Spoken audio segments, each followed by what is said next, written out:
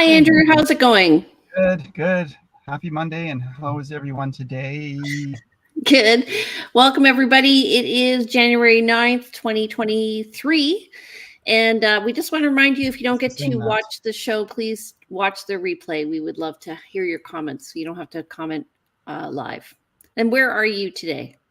I'm down at Sax Point. I had a showing this morning in the area, so just decided to come down here for the show. Yes, in my palatial studios. In your office, your virtual office. My mobile office, exactly. But my view is pretty good. Hang on. I don't know if that's going to... Oh, yeah. Yeah. You're at the parking lot? Yeah, I'm down at the parking lot. Nice. Okay, so today we're going to go over our stats, and then we have our guest, Katie Snell. She is with Cunningham Rivard, an appraiser. So she's going to be talking to us about the difference between appraisals, our market value, and your tax assessment, which just came in. So it's let's... that time of year, so everyone is all talking. Not everyone, of course. You may not be talking tax assessments, but in our industry, everyone talks tax assessments this time of year. Well, that's the thing that people have just gotten in the mail. I actually have a client who does a review of these. So some people have questions whether or not they should, if they're about to sell their house, if they should revise their assessment that they're getting. And just hold on, my dog is barking. Okay.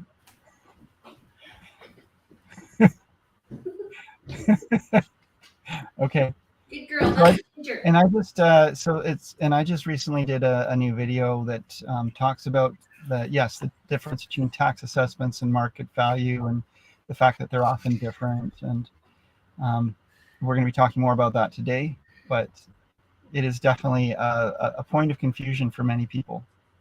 Okay, it's true. And so we're just going to define them all. But first of all, let's go over the stats. The last stats we did were on December 19th. So new listings at that point, which is typical for the year, were low at 22. We're up at 53 this month. Pending were 21, and pending for the past week here have been 6. Go ahead. Yeah, I think we'll start to see that pending number go up as we start to see those new listings coming on. Price decreases 25, so definitely people are still adjusting values to try to find the right spot for the market. I can attest that my buyers all seem to be sort of coming out of the woodwork now that we're past the Christmas time and into the new year, and there's a lot more activity for showings and interest in making offers. So there's that. I can see still, though, 21 properties expired in the last week, compared to 44 the week in December. So not everything is selling, and that's even with the low inventory. There's properties that are coming up and just not meeting the market and going on again, and that's why we're seeing those price decreases. Right, and the sold number is going to be higher in December because that's when they're completing, and it'll be lower now because people will be writing offers and completing in 6 weeks to 3 months. Right on. Okay, over the past week, this was interesting. I actually had a choice of data. So I just picked the last one we went to, but we are above where we were in December. So net unconditional sales are 26 so far, and that's compared to 474. We had a hot spring last year. We really did. Yeah, and we had 190 new listings in the past week. That's compared to 692 in January 2022. And total active listings is at 1617. And that's up from 744 from last year. Yeah, but down from the 1,869 that we had in December 2022. Yeah, and we're going to go over so you can see like seasonal variations and why this might be the way it is. Okay, total active listings. Yeah, so look at that. So we see our listings from 2021 go down to that lowest peak, and we see the rise up again, and sort of following a much steeper pattern in 2022 than we saw from 2021. But we've got this looks like we're at the edge of a cliff here for December 2022, but Jane, we're going to see that same bounce back that we saw in 2021. That's what happens every year. We've been doing this for 16 years. And every year we see the inventory go down in December and then start to pop back up. So I expect we're going to see a much higher inventory than we saw last year. Right. And then if we look at the years, the past 24 months, you can see the list to sale ratio. So the bars are the listings and the line are the sales. You can see we do peak in the spring, and then generally we have a fall peak as well. This is following more, what I'm seeing in the past year is following a more normal market. So I think we've recovered basically where we were before. Previous in 2020, it was flat with sales, 900 sales a month, but we're back down to, I think, what is fairly normal. Thoughts? Yeah, no, it's feeling like a fairly normal market, and what we're not used to a more normal market, so it feels slow. But that was one of the conversations with colleagues last week at my networking group as well, talking about the fact that on paper we're still in a seller's market when you look at the stats for where the list to sell ratios are. But it feels like a buyer's market, and I think we are truly in a buyer's market, just in terms of sentiment. Okay. In terms of sentiment, yes, but in terms of ratios, we're actually in a balanced market. This was probably the first time, though, we haven't outsold our listings in December. So usually we have a limited number of new listings coming up and we have more sales. And I'm seeing that we didn't outsell. So that was interesting, which sort of speaks to me why we have a little bit more numbers on the market right now. Yeah.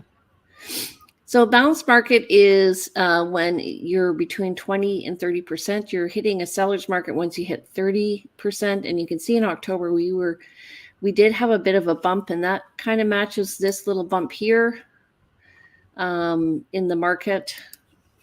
And so we did have two peaks over the past 2 years in February, March, and I expect we'll get that. That tends to be the fastest market of the year, and that's when we get the most amount of buyers and comparatively to the sellers.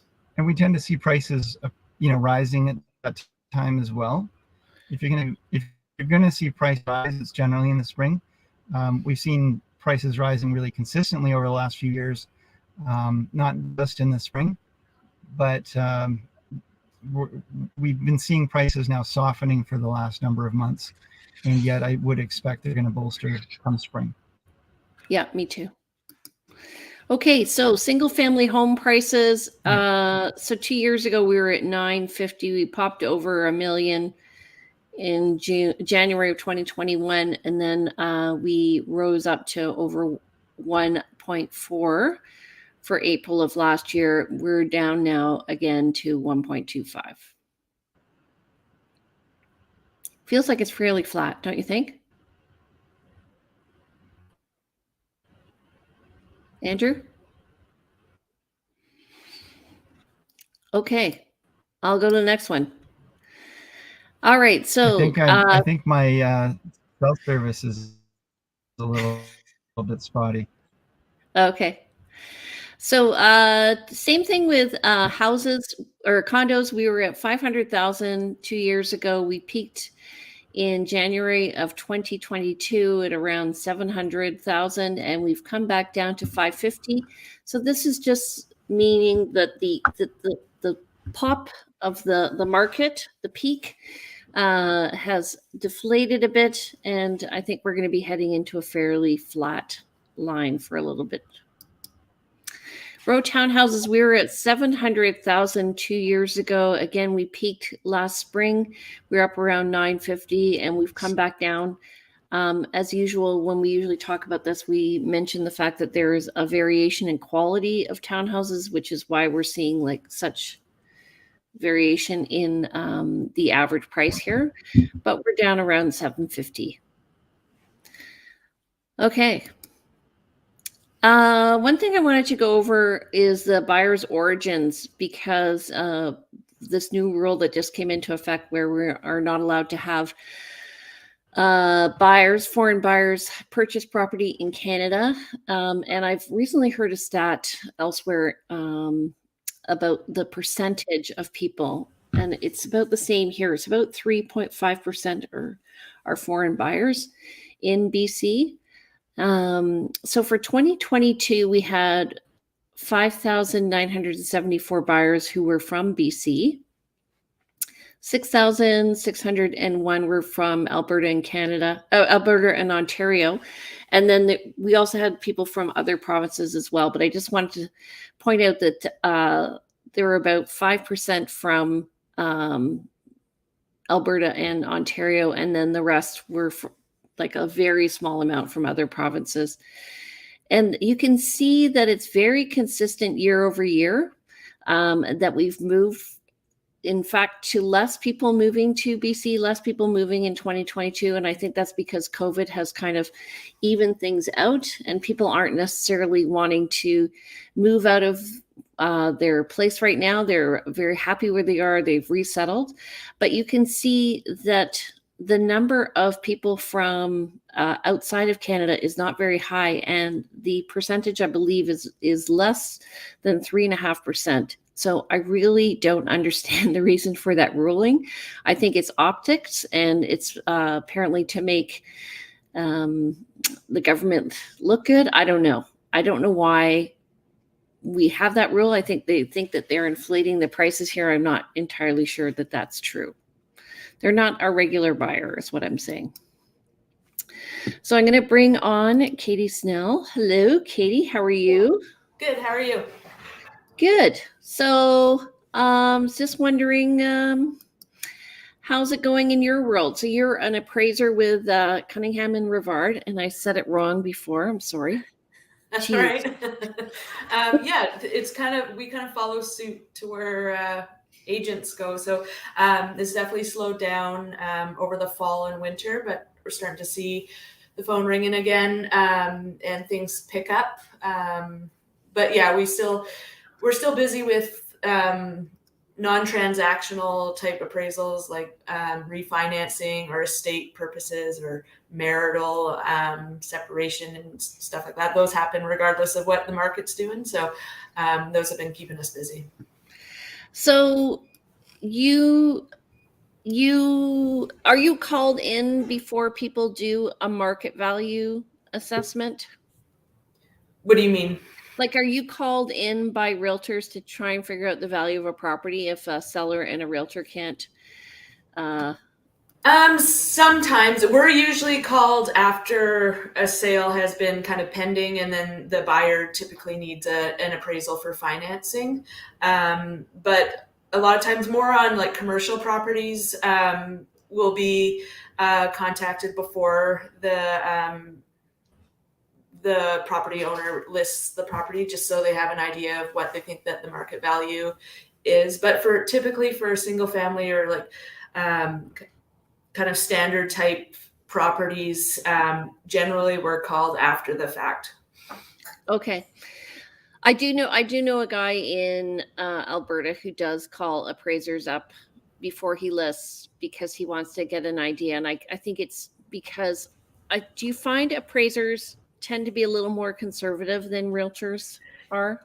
Yeah, and the tough thing with appraisals and what some sellers don't necessarily get is that we're mandated by the Appraisal Institute of Canada, and part of the guidelines is we have to rely on transactions that have already occurred.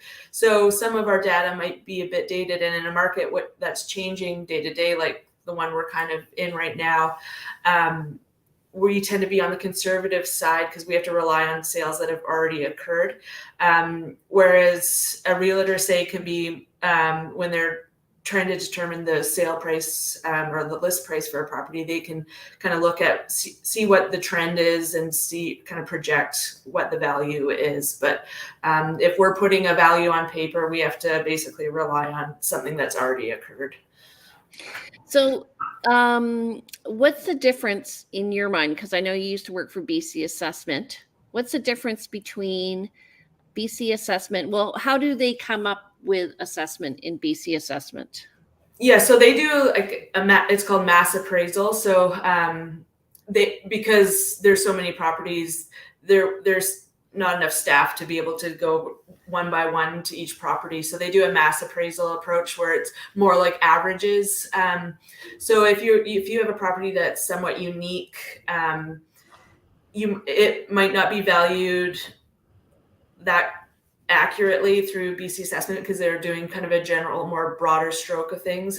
Generally, like if a single 3-bedroom house sells for 800,000, then they kind of baseline that, and then depending on the quality of construction of particular houses and that sort of thing will fluctuate. But yeah, and BC assessment, they only have one value date, effective date per year. So they value the property as of July 1st of the preceding year, whereas an appraisal is at more point in time, so it'll be more up to date and more current.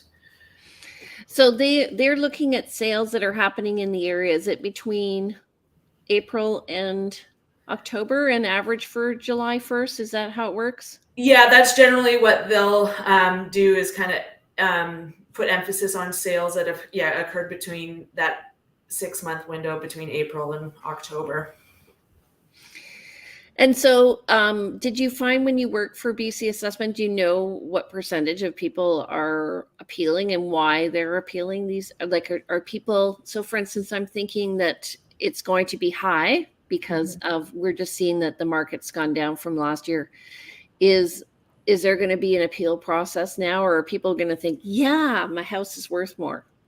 Yeah, well, yeah, it kind of depends on the person. Sometimes people are like, oh yes, my assessment's gone up, not really thinking that that's might have some tax implications. But yeah, so overall, when I was at BC assessment, the actual appeal rate wasn't that high. It seemed high to the individuals working at BC assessment because we had quite a bit of workload, but overall, I think it was like less than 2% of property owners actually appeal.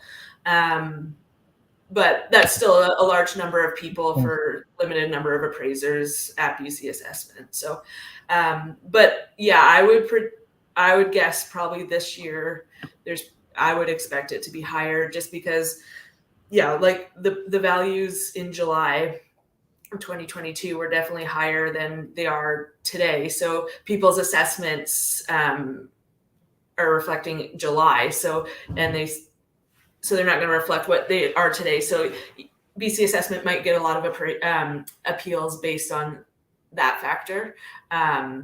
So homeowners just need to be aware that even if they appeal, they have to keep in mind that the effective date of the assessment is July and not today. Yeah, and also people are going to be marketing, realtors are going to be marketing saying, hey, we're priced less than assessed value. This is just a marketing play.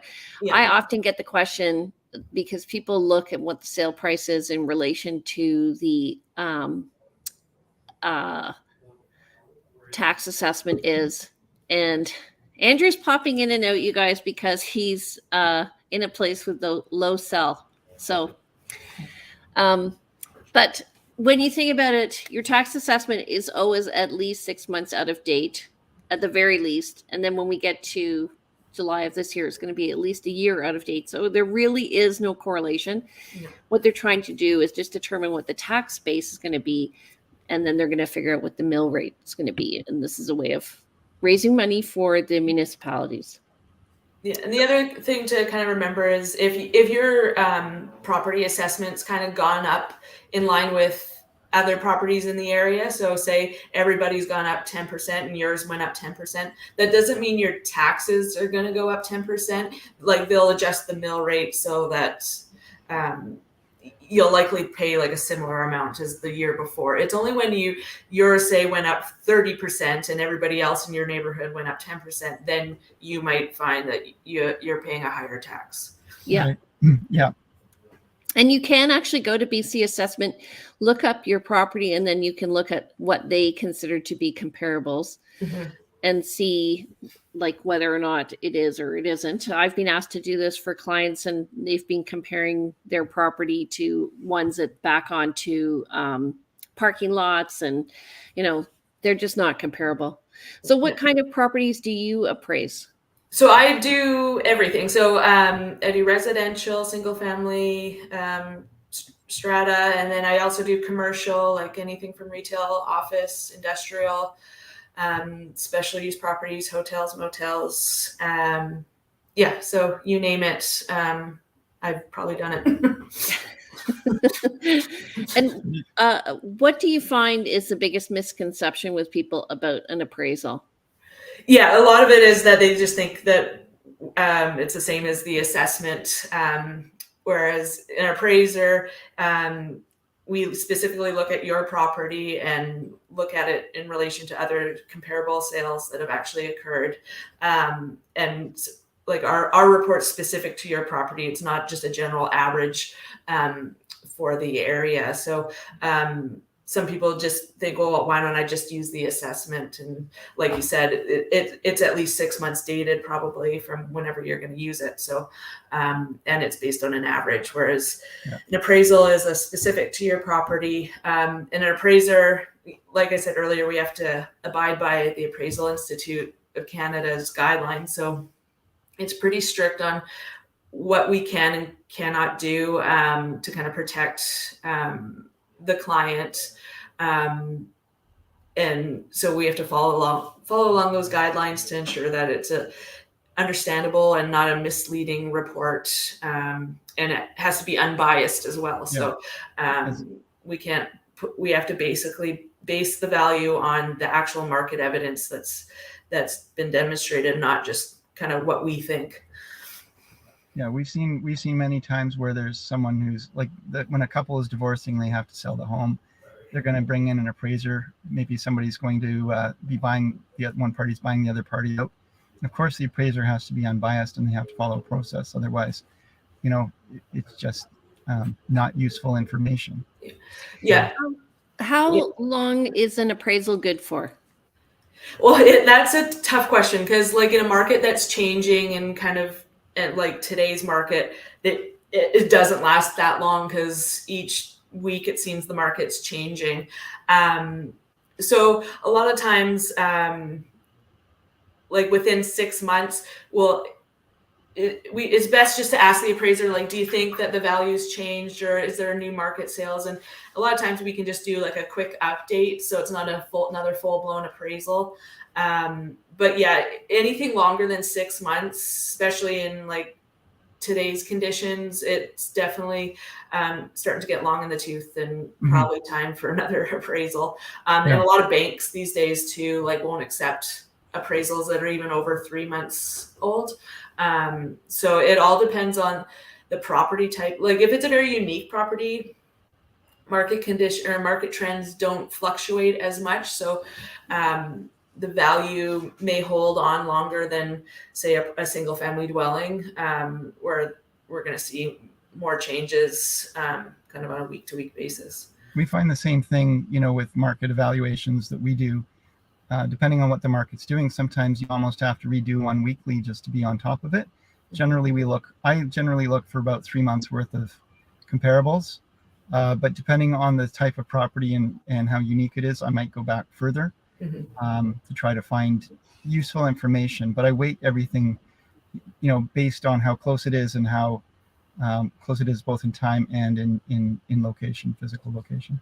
Yeah, for me, I find it depends on how fast the market is going. In some cases, I may not even use sold data because I'll just use pending data because the market is moving so quickly. So like last year. I equate pending to sold. Yeah. But, a lot of people put too much weight, and you as an appraiser don't put any weight on current asking prices for listings on the market. You're going to be looking only at the sales. Whereas from a marketing perspective, when it comes to strategy for pricing, you might be looking for a realtor. We might be looking at what other competition is asking, as well as, and that's not about establishing a sense of market value, but about establishing a strategy. But that does go into pricing. The way I look at it is kind of like a train. So the tax assessment is the caboose, and we're the engine, and the appraiser's in the middle. So if the market's going up, we're going to be at the forefront. We're looking at what the trend is happening and where it's going to be going. And so we're pricing accordingly because we, expect maybe price is going to go up or down. And the appraiser is looking at just what's just sold. And then the tax assessment is looking further back based on last year's data. Right. You're also not looking at the trends in terms of, markets going up, markets going down to any kind of degree that a realtor might look at. Yeah, like it's definitely considered because appraisal is not black and white. You're usually, the data is going to kind of give you maybe a value range. So if you're sensing, like if you're seeing that prices are continuing to go up, your value might fall towards the higher end of that range, right, versus the lower end. Right. But yeah, like we can't project what's going to happen in the future. We have to base on historical data, but within that data, there's going to be a bit of a range that we can kind of play with.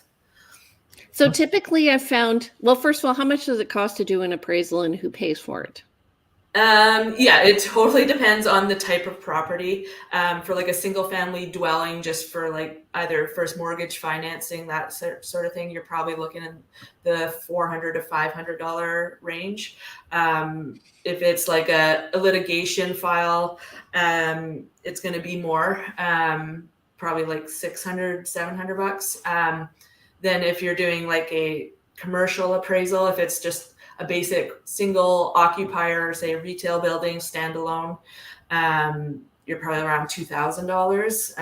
And then it kind of goes up from there, depending on how complicated it is. In terms of who pays, it's generally the property owner or whoever requests their appraisal. Sometimes lenders will pay, but that's kind of between the borrower and the lender and how they negotiate their deal. But typically it's the property owner that pays. Yeah. I found for buyers have to pay, but they often get the money back because they're going through that lender. Mm-hmm. I found some examples where, realtors for very, very unique property, they're having a hard time maybe communicating with clients, coming to an agreement on price. They will suggest an appraisal and sometimes partially pay for that. Not a given for sure, but for certain unique properties, it sometimes makes sense to get that other opinion.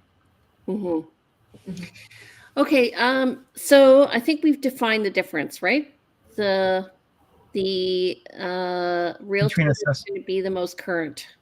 Yeah, and just going back to assessments for quickly. The BC assessments is it's not always a good idea from the owner's perspective to contest the BC assessment, even if it's assessed low.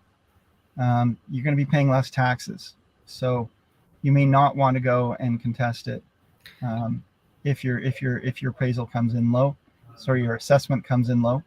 But if you're thinking of selling your home, you probably do want to have your assessment closer to market value, and you may want to contest it at that point. Right. And so you can get your realtor to help you with that by providing you with comparables. They would then take it to the BC assessment and appeal, and then that information would be recorded for the June or July 1st for the next tax assessment. Yeah. I just had a client reach out and asked, hey, I just got my assessed value, and it's way higher than when I purchased it in 2019, and is this right, and what do you think? And so I did a sort of a quick market analysis for her and sent her the information to say this is where I think you are today market wise, and she can take that information and use it how she likes. Good. I'm going to just do a little plug here. I do have something called the Tax Fighter's Guide that LePage publishes, and it's a real backgrounder on the information on how to contest your property assessments and to understand pretty much everything we just talked about, how it's based on mill rate, how if prices go up, if your assessed value goes up, it doesn't necessarily mean that your taxes are going up. It really depends on what municipality needs. So if you need a copy of that, please send me an email or make a comment, and the link will get you a copy. And if you are separating from your spouse, or perhaps you're purchasing a property, you might want to get in touch with Katie. Katie, how do people connect with you? Yeah, you can send me an email at ksnell@crisland.com, or check out our website at Cunningham Rivard. It's crisland.com. And like you guys, I also do some consulting for assessments, especially for commercial properties. I have a lot of clients that'll say, "Oh, like our assessment went way up. Do you think it's worth pursuing?" And then a lot of times I'll work on the property owner's behalf as an agent through the appeal process. Just because I'm familiar based on my experience at BC Assessment and just what current market conditions are. So that's something else you can reach out to me, or even if you have a general question, I'm happy to answer. Awesome. And you can follow Excellent. her on Instagram at ksnell32, or you can call her at 250-580-2399. Okay, Andrew, you popular guy. How do people get in touch with you? Hey, you can just reach out. I'm at 250-360-6106.